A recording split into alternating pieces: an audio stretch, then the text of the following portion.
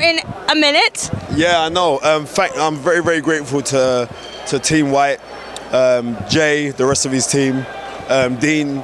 They said, look, you have to make sure that you're here, and they gave me 2 ringside seats. So I'm really, really grateful for that, you know? What a fight it turned out to be. Not to say that people didn't expect that already, but I think a lot of people were shocked as to how tough each of these guys are, taking so much punishment in the ring.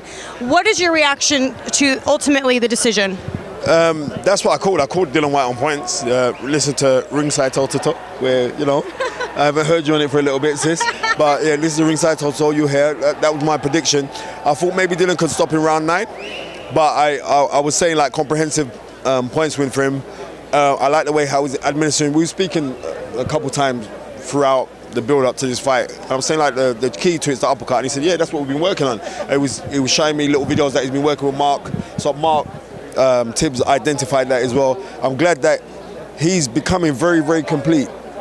Where do you see like a heavyweight with that kind of movement, like round 10, 11, head movement, popping out the jab? I like how he was, he had the hand up tight, like trying to walk him down, very a la Larry Holmes. And I remember saying like, oh, there's similarities to the work that he does to Larry Holmes, and people were saying, oh, what are you talking about, Spence, blah. Watch how he was jabbing head and body. I know he's been watching Larry Holmes. When he's up close, the work that he was doing was very reminiscent to the former WBA and WBC champion Tim Witherspoon. Yeah, he was champion out in the 80s.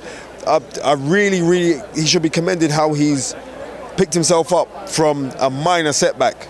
You know what I mean? But as I keep on saying to my dear friend Andrew Harding, a setback only prepares you for a comeback, and what a comeback he has done. And to any young fighter who gets a setback, as long as you brush yourself off, as long as you can visualize to materialize, and you have to, the visual realization, that's what it is. You have to see yourself in the position of living and doing and having the things that you want in your life, and you can draw that in your life, but you have to work hard at it, right? You know, like I keep on saying, like, a goal without a plan is just a wish. He has strategically planned out things for himself, and he should be commended. He's done things his own way. He didn't come out with an Olympic gold medal.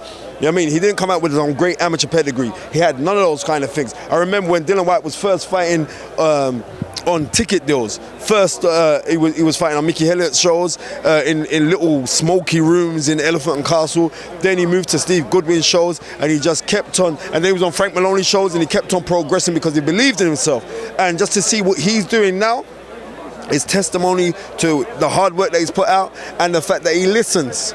Right? He listens. He really does listen. He goes around and he becomes like a sponge because he wants to learn, and he incorporates that. And the team around him, he's got all boxing people around him. All the guys around him are actually boxing people. So he's talking boxing day in, day out, and it's been reverberated in his performances.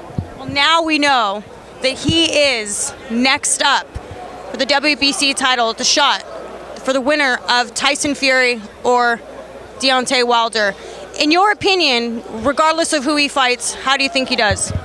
Dillian potentially is the heavyweight champion of the world, right? Because he's only improving. And this is the nicest thing. He's only improving. And every performance, go mark out his performances, he's getting better and better and better. And when you see something like this, only getting better and better and better, by the time he's ready for these guys to fight these guys, he's ready now, you're going to see a 20% or much more improved Dillian Whyte in the next fight. Because from this fight here, he's going to draw confidence. And the smartest thing as well, the last time he fought was in December of last year. So what's that? He's had 7 months to prepare for this fight. But not only that, within the 7 months, he's also had time to rest, time to relax, time to go eat some real Jamaican hard food, you know what I mean? Some yam and banana, some okra. I know that's what he's eating, and we know the powers, right? So he's getting time to go and do that. So as he's got time to go do that, he's rested. If he'd have fought Rivas 2 months after the Derek Chisora fight, maybe Rivas would have been, so he needed to rest. He understands that he needs to do all these things, and he's taking the fights at the right time. And we're saying, oh, this is a risky fight, or it's a 50-50 fight. A lot of people are saying, boy, maybe Dillian Whyte could actually lose this fight. He come out on top, he's keep on doing what he's doing, and the guy that should be commended. Props to Dillian Whyte and his team. So how does Dillian Whyte do now against a Deontay Wilder and a Tyson Fury? If he goes in at the right time with these guys, he's going to beat these guys, right? Ultimately, it's about 10 months from now that he'll get that shot. Right, and we're going to see a 10 months more improved Dillian Whyte. Right. Right? I would say right now, boxing skills, right, on the whole, Zenith, then I give it to Tyson Fury. Yeah. Devastating punching power. Devastating punch, hellacious punching power. You got to give it to Deontay Wilder. But when you incorporate everything of all the little facets, then Dillian Whyte, and he's improving. Dillian Whyte potentially beats all of these guys. Yeah. All right, Spencer, thank you so much for your time. It's sister. great. I know. All right. It's great seeing Ain't you. in a hot minute, but it's good that I'm seeing you. You're looking well, and you keep on doing what you're doing. You know what I mean? And what do we say? Bye, fight fans. Hey Fight fans, it's Michelle Joy Phelps. If you haven't already subscribed to our YouTube channel, make sure you do so by clicking this icon right here, or else.